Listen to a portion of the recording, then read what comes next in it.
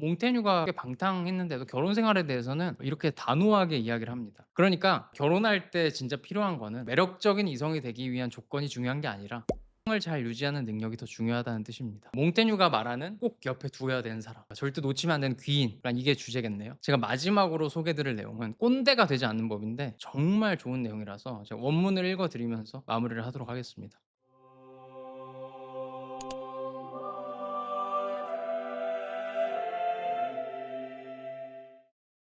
네, 안녕하세요. 다니엘님. 네, 안녕하세요. 지난 2화에서는 대중가요를 평론해 주셨잖아요. 그랬죠. 굉장히 큰 프로젝트였습니다. 피아노도 반주 직접 쳐주시고 음. 참 인상이 깊었는데 오늘 평론할 콘텐츠 무엇인지 또 기대가 됩니다. 오늘은 유명한 역사적 인물이 쓴 책인데요. 정말 많은 철학자들과 문학가들이 일명 인생책으로 꼽은 도서예요. 사상적으로 서구 개인주의에 기반이 된 그 랄프 와일도 에머슨이라는 시인이면서 사상가인데 이 사람도 대표적인 여섯 위인 중 한 명으로 이 책을 쓴 작가를 꼽았고요. 또 앙드레 지드라는 1947년에 노벨 문학상을 수상한 프랑스의 유명한 소설가도 이 책에 대해 극찬을 했고 이 책을 평론한 글을 책으로도 냈습니다. 그리고 제가 소개할 이 책을 쓴 사람이 저희 콘텐츠 명인 르네상스 시대에 살았던 사람이에요. 아, 딱 진짜요? 그 중심에. 그러니까 저희가 평론하기 아주 적합한 인물인 거죠. 그렇게 노벨상 음. 수상자까지 이 작가를 칭송했다면 뭐 니체부터 해서 많은 그 뒤에 등장하는 철학자들이 이 사람의 책을 다 읽었다 그래요. 네, 그러면은 이 궁금증을 가지고 음. 이 책이 어떤 책이고 작가들 누구인지 알려주시면 감사할 것 같습니다. 오늘 평론할 콘텐츠는 그 몽테뉴가 집필한 바로 수상록입니다. 굉장히 몽테뉴. 벽돌책인데 자 이거 보여주세요. 수상록. 진짜 두꺼워요. 이게 1300쪽 정도 되는데 이 몽테뉴라는 사람이 그 16세기 르네상스 시대에 살았던 대표적인 프랑스의 철학자이자 사상가인데 아주 흥미로운 인물이에요. 일단은 어, 보셨겠지만 이 책이 정말 두껍습니다. 왜 이렇게 두껍냐? 평생에 걸쳐서 썼거든. 그래서 이런 말이 있습니다. 수상록을 안 읽어본 사람은 많아도 이거를 다 읽고 자기 마음에 드는 내용이 없었던 사람은 한 명도 없다. 그러니까 마치 SM 아이돌 만드는 것처럼 온갖 취향 다 맞는 사람을 막 뽑아 놓잖아요, 아이돌 네, 팀에서. 그래서 그렇죠. 무조건 내 입맛에 맞는 이제 아이돌 한 음. 명이 있는 것처럼 이 책 안에는 무조건 내 입맛에 맞는 내용이 하나쯤은 있다는 거죠. 삶에 대한 거, 사랑에 대한 거, 직업에 대한 거 다 있어요. 여러분이 원하는 거 하나는 무조건 있다. 근데 안타까운 점이 이 책이 너무 두꺼워요. 요즘은 참 집중력이 많이 낮아진 시대 아닙니까? 뭐 이거 1300 페이지가 아니라 우리는 130 페이지만 돼도 잘 못 읽잖아요. 물론 옛날 시대 사람들은 즐길 콘텐츠가 이거밖에 없었으니까 음. 읽었겠지만 10 분짜리 영상도 요약해 달라고 하는 집중력이 박살이다. 이런 분들이 많기 때문에 그래서 이거를 처음부터 읽기에는 이거를 제가 요구하기에는 정말 좀 무리가 있는 것 같고 그리고 저도 다 읽지 못했어요. 근데 이럴 때 가장 훌륭한 접근이 뭐냐면 이 책을 잘 요약을 하고 평론한 가벼운 책을 먼저 읽고 거기서 이제 마음에 드는 내용이 있으면 역으로 다시 이제 원문으로 찾아가는 이런 방법입니다. 어. 이런 벽돌책은 이런 식으로 접근하는 게 제일 편하면서도 유익해요. 그래서 저는 일단은 그 수상록을 소개해 드리기에 앞서 이 책부터 소개를 하려고 해요. 그 앙드레 지드라는 1947년에 노벨 문학상을 받은 프랑스 소설가가 이 수상록과 몽테뉴를 평론한 책이 있어요. 몽테뉴의 살아있는 생각이라고 바로 이 책입니다. 아. 그래서 이게 최근에 번역이 돼서 한국에도 출간이 됐습니다. 이 책을 쓴 앙드레 지드라는 사람을 잠깐 설명을 드리면 이 인물도 굉장히 재밌어요. 가장 유명한 소설로는 좁은 문이라는 소설이 있어요. 이거 엄청 유명하죠. 예. 되게 유명한데 이거는 자기 인생 자체를 소설로 쓴 거거든요. 앙드레 지드가 실제로 동성애자예요, 동성애자. 근데 아. 동성애자인데 이거를 나중에 깨닫습니다. 그래서 결혼은 여자랑 했어요. 근데 결혼 상대방이 아내가 2살 연상의 사촌 누나였고요. 이것도 보편적이지 않죠. 이제 근친상간이니까. 게다가 기독교 신자였습니다. 그 독실한 어머니 밑에서 자랐기 때문에 어때요? 보통 기독교에서는 동성애를 금기시합니다. 음. 금지하죠. 그래서 여기서 오는 갈등, 신앙과 사랑 사이에서의 갈등을 겪으면서 살았고 나중에는 결국 무교로 전향을 하는데요. 그래서 카톨릭에서 이 지드의 모든 작품을 금서로 지정을 했던 역사가 아. 있습니다. 옛날에는 그런 게 보수적이었기 때문에 독실한 개신교 신자가 결혼은 여자랑 했는데 네. 자신의 동성애 성향을 인식했던 이 슬픈 소설가가 얼마나 많은 내적인 갈등을 겪었겠어요.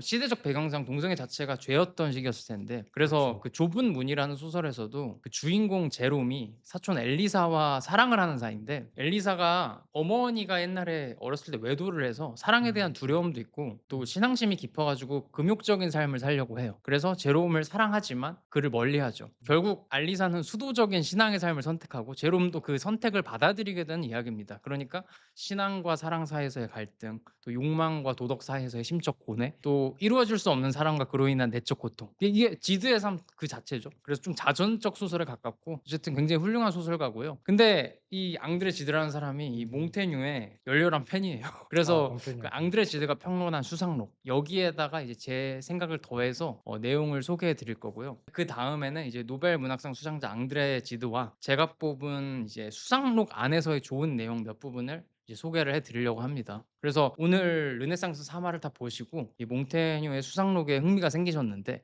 바로 이 두꺼운 벽돌책을 읽기에는 좀 부담스럽다 싶으시면 그 앙드레 지드가 수상록에서 좋다고 생각한 부분을 이제 발췌해서 모은 이 책 몽테뉴의 살아있는 생각이라는 아주 쉽고 가벼운 에세이로 입문을 하시고, 이걸 읽었는데 더 자세히 알고 싶은 주제가 있어. 그러면 이제 수상록 원문으로 넘어가서 더 독파를 하시면 좋을 것 같아요. 저도 지금 그러고 있거든요. 자, 일단은 찬찬히 한번 가봅시다. 내용이 꽤 많을 거기 때문에. 그 몽테뉴가 남긴 저서는 수상록이 유일합니다.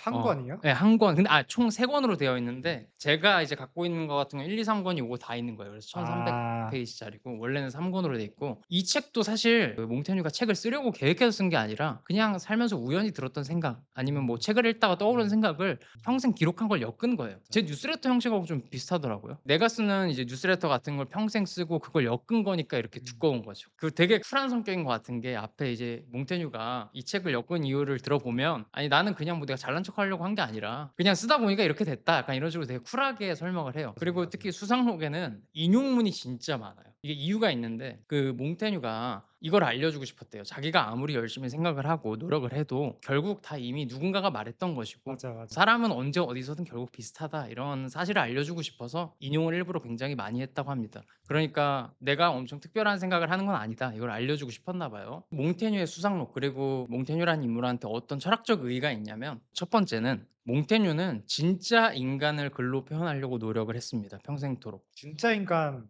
이런. 그러니까 정말 솔직하고 정직한 작가라는 평을 많이 받아요, 몽테뉴가. 그러니까 진짜 자신을 온전하게 드러낸 사람. 이게 무슨 소리냐면, 몽테뉴가 살았던 르네상스 시대에는 많은 학술인들이 그리스 로마 문화에 흠뻑 빠져 있을 때였어요. 근데 단점이 기존의 레거시, 그러니까 고전 문화를 기반으로 새로운 시각을 얻어내야 되는데 그냥 기존의 모험 사례를 분석하는 데만 치중을 했다는 거죠. 그냥 탁상 공론을 했다는 거야. 그냥 공부를 하려고 공부만 한 거죠. 그래서 그 16세기의 파리 대학에는 그 책벌레들, 그 현학자들이 우글거리는 재미없는 장소가 되었다고 앙드레 지드가 말을 합니다. 몽테뉴는 이게 싫었던 거죠. 이런 걸 약간 교조적 문화라고 하거든요. 공부를 하기 위해서 공부만 하는. 여기에 순응하지 않습니다. 그래서 쇼펜하우어처럼 지적 회의주의, 좀 어렵게 말하면 반교조주의죠. 질문하고 탐구하는 정신을 말해요. 약간 몽테뉴도 어렸을 때부터 약간 반골기질이 좀 반골 있었어요. 기질이 있었다. 예. 반골 계속 왜 그게 왜 맞는데?' 약간 이런 사람인 거죠. 그래서 철학자로서의 역량이 있는 사람인데, 그 반교조주의 정신을 발휘해서 학술인으로서의 탁상 공론적인 측면을 벗어던지려고 노력을 했습니다. 아까 말씀드렸듯이 수상록이 총 3권으로 되어 있는데 3권 2장에서 이렇게 표현을 해요. "나는 인간의 본질, 그러니까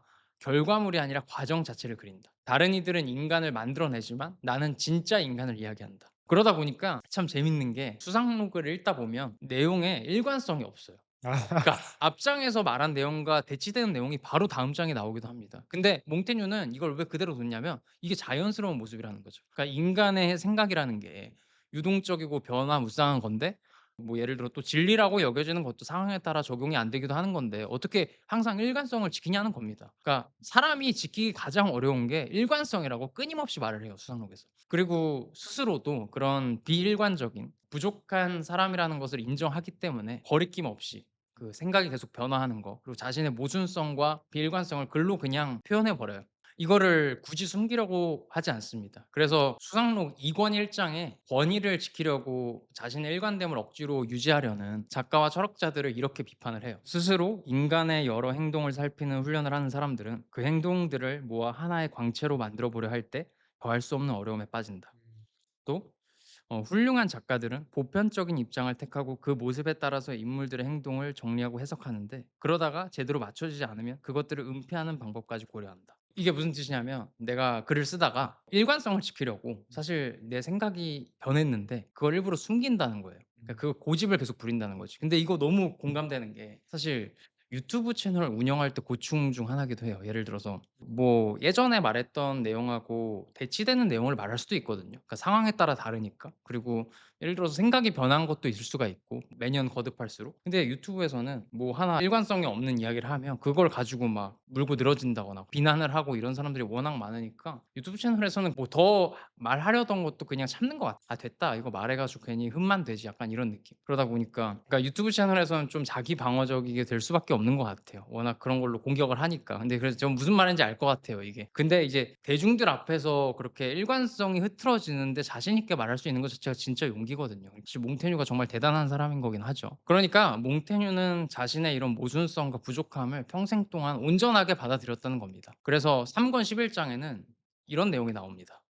"나는 세상에서 나와 같은 괴물이나 그만큼 놀라운 것을 본 적이 없다. 사람은 시간이 흐르고 버릇이 들면서 온갖 기이한 일들에 점차 익숙해지지만 나는 자신을 살펴보고 알아갈수록 내 기형에 더 놀라고 나 자신을 점점 더 이해할 수 없게 된다."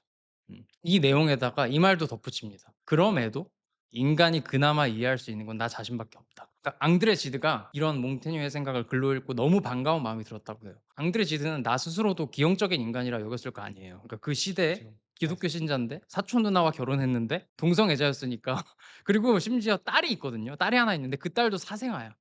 그러니까 정식 부부 사이에서 태어난 딸이 아닌 거죠. 그러니까 엄청 신기한 사람이긴 해요. 그리고 딸이 엄청 오래 살았을 거예요. 내 기억으로는 1920 년대생인데 2013 년에 죽었어. 거의 100 살까지 산 거지. 여튼 그 역사적 위인으로 분류되는 몽테뉴도 스스로를 결함투성이의 기형적인 인간이라고 생각했으니까 얼마나 위안이 됐겠어요. 그러니까 나랑 같은 인간이라는 생각이 들 테니까. 뭐 우리도 대단한 사람이나 뭐 유명인을 보면서 '아 저 사람도 그냥 평범한 사람이구나.' 이런 생각이 들 때 좀 친밀함이 들잖아요. 그러니까 연예인들도 연예인들이 좀 다른 세상의 사람인 줄 알았는데 우리랑 똑같이 떡볶이 좋아하고 뭐 유혹에 취약하고 뭐 스마트폰 중독이고 이런 거 보면 친밀감이 들잖아. 그러다 보니까 자신의 성향과 인생을 오롯이 인정받고 싶었던 앙드레 지드여서 그런지 그 몽테뉴의 이런 자연스러움을 엄청 높게 평가한 것 같습니다. 몽테뉴의 이런 자연스러움 추구가 그래서도 너무 잘 나타나서 앙드레 지드가 이렇게 평론을 해요. 수상록이 너무 좋은 글인 이유는 저자인 몽테뉴가 책을 쓰려고 고뇌를 너무 많이 하지 않고 그냥 일상에서 즐겁게 자유롭게 쓴 글이라서 그렇다.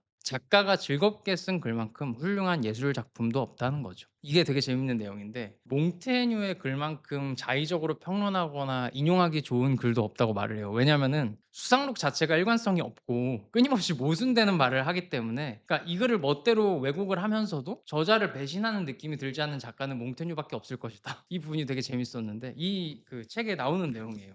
자 그래서 이제 몽테뉴와 수상록의 첫 번째 키워드는 자연스러움이었고 두 번째는 몽테뉴는 실용주의자이자 현실주의자였습니다. 그러니까 요즘 젊은 세대들이 좋아할 만한 그러니까 딱딱하지가 않았어요. 앙드레 지드가 이 몽테뉴의 현실주의적 성향에 대해서 이렇게 말을 해요. 몽테뉴가 만약 이제 우리 현대인들을 만날 수 있었다면 이렇게 이야기했을 거라고. 그러니까 여러분들이 이런 주제에 관심 가질 걸 미리 알았다면 이 주제에 대해 훨씬 더 많은 이야기를 했을 것이다. 근데 나는 르네상스 시대의 사람이니까 내가 기분을 맞춰줘야 될 대상은 현대 시대의 사람이 아니라 내가 살고 있는 르네상스 시대 사람이니까 나는 그 시대의 사람에 맞는 글을 더 많이 썼다. 그러니까 그 당시 사람들의 비위를 맞춰주는 것도 중요하게 생각을 했다는 거죠. 또 그 현실적인 행복을 누리는 것도 굉장히 중요하게 생각을 했습니다. 이거는 3권 2장의 구절을 보면 알 수 있는데 나는 과거를 한탄하지 않으며 앞으로 올 일을 두려워하지도 않는다.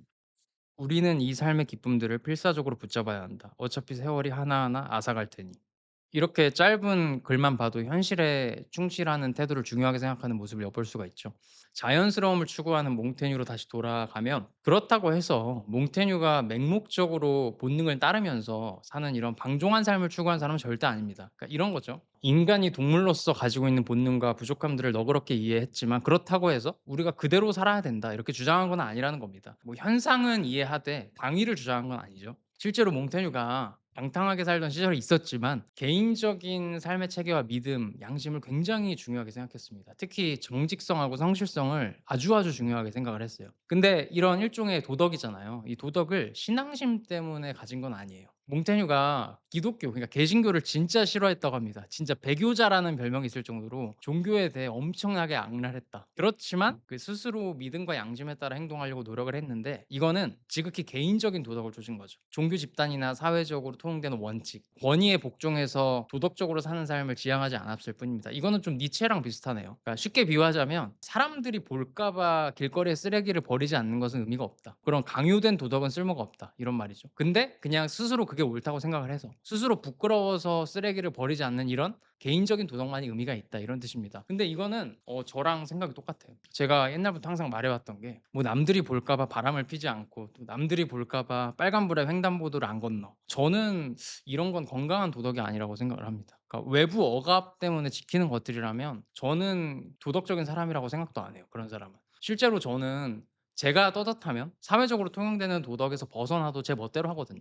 예전에도 그랬고 지금도 그렇습니다. 뭐 욕하든 말든 신경을 안 써요. 저에게 남들의 평균적인 옳음은 아무 의미가 없었거든요. 그러니까 내가 떳떳하면 그만이었습니다. 어릴 때부터 그랬던 것 같아요. 그래서 부모님이 학교에 많이 불러가셨지만 물론 법 테두리 내에서 그런 거예요. 다만 이제 내가 스스로 혼자 있을 때도 지킬 만한 도덕과 윤리에 따라서는 철저하게 지키면서 행동을 했습니다. 이게 딱 그 소리죠. 몽테뉴의 말이. 그러니까 내면의 양심이 중요하다. 그래서 몽테뉴도 사회에서 통용되는 일반적인 도덕을 싫어했던 것 같아요. 엄청나게 많은 부분에서 이제 그런 게 엿보이는데 자 어쨌든 그 몽테뉴가 개인적인 도덕을 우선시하고 사회의 억압으로 이제 도덕을 지키는 행위를 싫어했던 그 구절을 좀 살펴보면 2권 17장에 "내 믿음과 양심을 억지로 그들 손에 맡기느니 차라리 모든 일을 망가뜨리는 쪽을 택하겠다." 반골 기질이 드러나죠. 그리고 그 3권 8 장하고 13 장에는 "모든 보편적인 판단은 약하고 느슨하며 위험하다." 또 "명령에 따라 행동하는 것만큼 나약하고 어리석은 삶의 방식은 없다." 그러니까 이런 사상이 좀 드러납니다. 여기만 봐도 어떤 생각을 가진 사람인지 명백해 보이죠. 그러니까 네네. 이거 말고도 되게 재밌는 구석이 많아요. 이 사람에 대해 묘사할 때 쓴 글을 좀 보면 키가 굉장히 작은 편이었고 얼굴에 살집은 없는데 좀 통통했대요 보면. 유행에 따라서 콧수염을 짧게 기르는 걸 좋아했고 잠을 굉장히 많이 잤다고 합니다. 또 좋아하는 자세가 어떤 자세냐면 의자에 앉아서 다리를 의자보다 높은 데다가 올려놓는 그 자세를 제일 좋아했대요. 그 혈액순환에 좋긴 하죠. 약간 L자 다리라고 해야 되나? 그거 말고도 되게 재밌는 이야기가 많더라고요. 사별이나 자기 자식이 죽은 거에는 크게 감정적이지 않았는데 사회 약자들한테는 동정심이 그렇게 많았다고 합니다. 사실 뭐 근데 감정이입이라는 게 누구나 선택적으로 하는 거니까 그것도 뭐 인간적인 면모인 것 같아요. 뭐 예를 들어서 저 같은 경우에는 개는 진짜 좋아하는데 물론 이게 저는 동물 보호 때문에 그런 게 아니라 그냥 제가 개를 좋아해서 그런 거예요. 보신탕 먹고 이런 거 안 좋아해서 이제 보신탕 금지한다고 했을 때 되게 좋았거든요, 내심. 근데 물론 남한테 전혀 강요하는 건 아니고 선택적인 거죠. 다 자기 취향이고 뭐 도덕 때문에 어떤 거에 이제 감정이입을 하고 이런 사람은 없으니까 다 자기 취향인 거고 선택적으로 공감을 하는 거니까. 이런 좀 인간적인 면모가 또 있었고 개인적으로 그 3권 1 장에 나오는 내용 중에 엄청 와 닿았던 구절이 있어. 그게 어떤 구절이냐면 "공공의 선을 위해서는 배신하고 속이고 학살하는 사람도 있어야 된다." 이런 내용이 있어요. 물론 고분고분하고 복종적인 사람들도 그만큼 필요하다.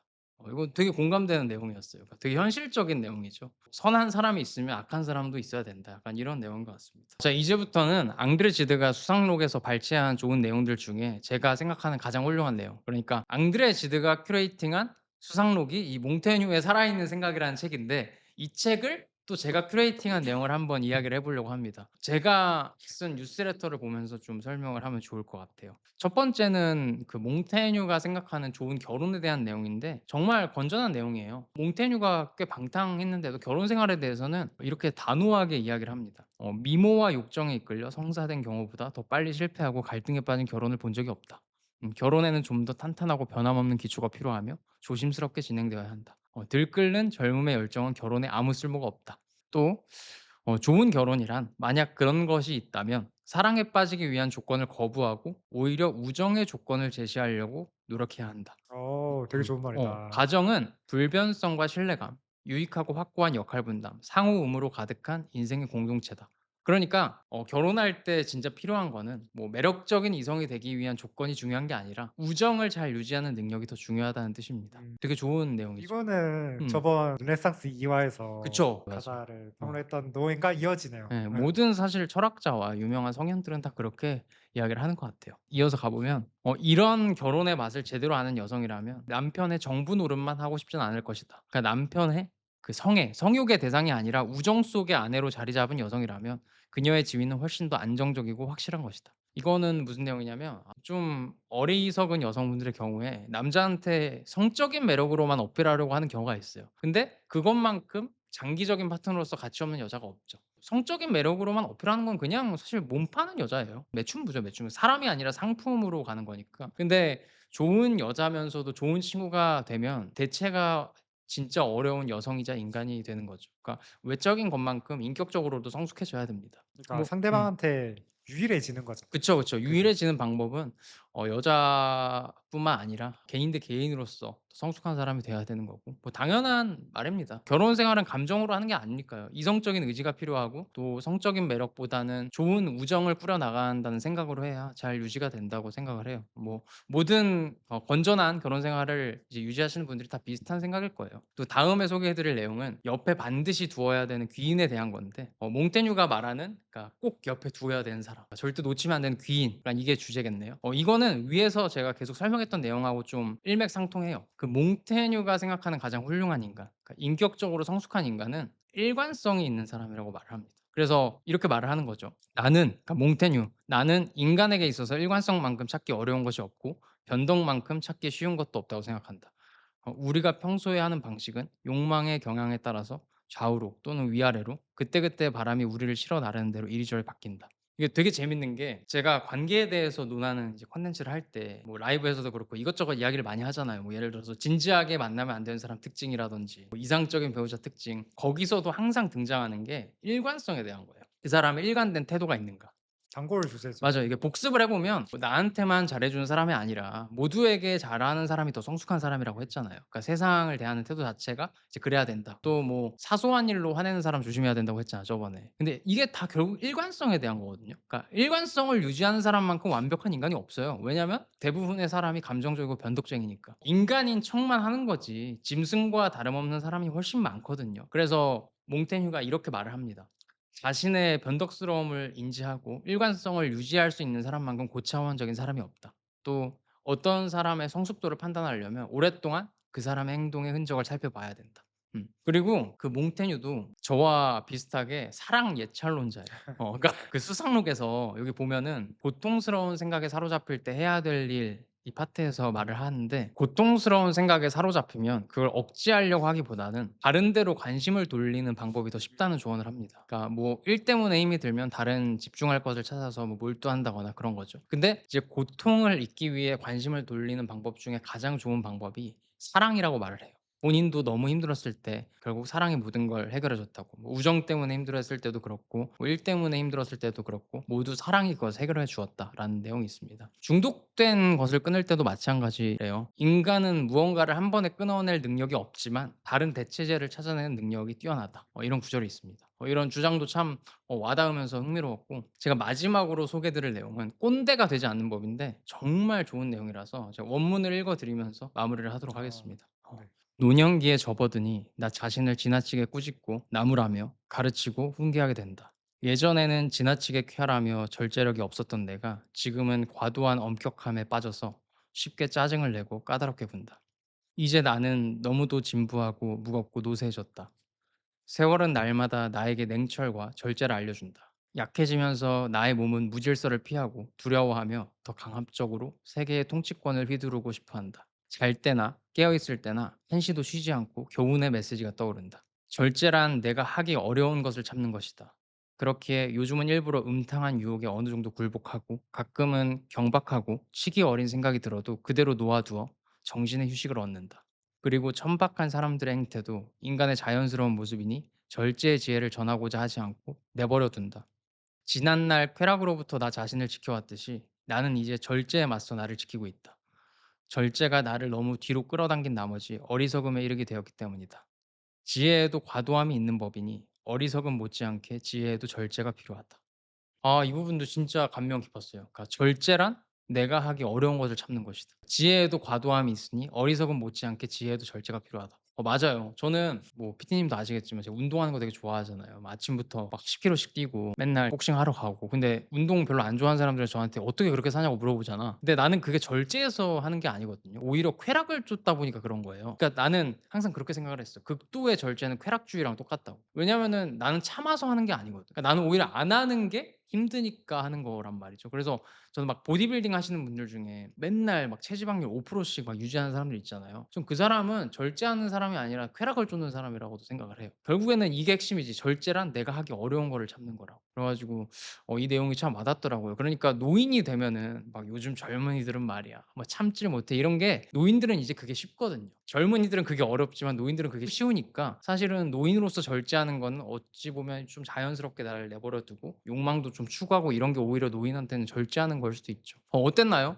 수상록의 내용이 너무 방대해서 그 영상 하나에는 이 정도밖에 소개해 드리지 못하지만 정말, 정말 좋은 내용이 많습니다. 앙드레 지드가 쓴 이 에세이는 워낙 쉬운 책이라서 저는 다 읽었고 저도 이제 수상록 이거 이제 벽돌책을 조금씩 읽고 있는 중인데 인생에서 한 번쯤은 섭렵해 볼 만한 책 중 하나인 건 확실한 것 같아요. 그래서 여러분들도 이제 몽테뉴의 수상록에 관심이 있으시면 이런 쉽게 접근할 수 있는 책부터 탐색을 해 보시고 그다음에 이렇게 깊게 들어가는 단계를 거치시면 나도 모르게 꽤 많은 지식과 지혜들을 습득하게 될 겁니다. 먼저 입문을 하고 이제 율로 옮겨가는 결국에는 전 원문을 읽어야 된다고 생각은 하는 맞아요, 맞아요, 주의거든요. 맞아요. 근데 이게 인용문이 워낙 많아 가지고 만약에 이 책을 닳게 되면 진짜 많은 지식을 얻을 수 있을 것 같아. 음. 그러니까 철학적인 거에 있어서. 시간 다 많으시잖아요. 사실 뭐 현대인들이 바쁜 척은 하는데 네. 사실 진짜 바쁜 사람은 없다고 생각하기 근데 때문에. 애로사항은 출퇴근길에 읽기는 좀 아 어렵다. 그쵸. 출퇴근길 읽으면은 진짜 사람들의 시선을 이끌 수 있어요. 전공책보다 두꺼워서. 맞아, 예. 맞아. 약간 저런 예. 책들을 침대맡에 두고 아 그냥 맞아, 맞아. 공부한다고 생각하고 진짜 읽어야 될 것 같아.